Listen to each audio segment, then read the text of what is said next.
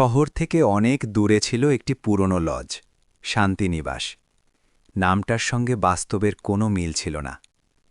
রাহুলের সেখানে থাকা ছিল বাধ্যতা।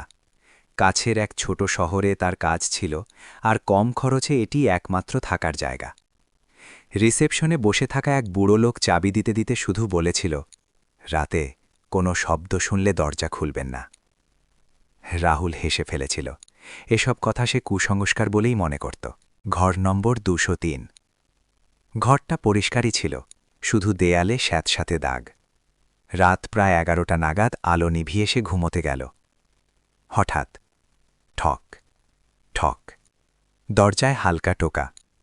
রাহুল ঘড়ির দিকে তাকাল। 11:47। হয়তো কেউ ভুল করে দরজায় টোকা দিয়েছে। কে? সে জিজ্ঞেস করল। কোনো উত্তর এলো না। সে দরজার কাছে গিয়ে ছোট জানালা দিয়ে বাইরে তাকাল।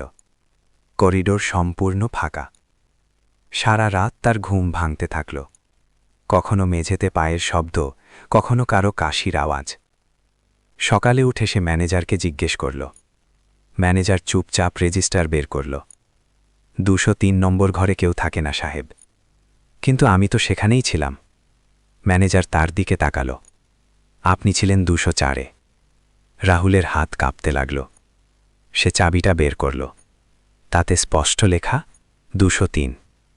ম্যানেজার খুব নিচু স্বরে বলল, গত বছর 203 নম্বর ঘরে এক লোক আত্মহত্যা করেছিল। মরার আগে সে নাকি প্রতি রাতে কারো দরজায় টোকা দিত। সেই মুহূর্তেই রাহুল তার জিনিসপত্র নিয়ে লজ ছেড়ে বেরিয়ে গেল। আজও সেই লজে রাত 11:47 বাজলেই 203 নম্বর ঘর থেকে দরজায় টোকার শব্দ শোনা যায়।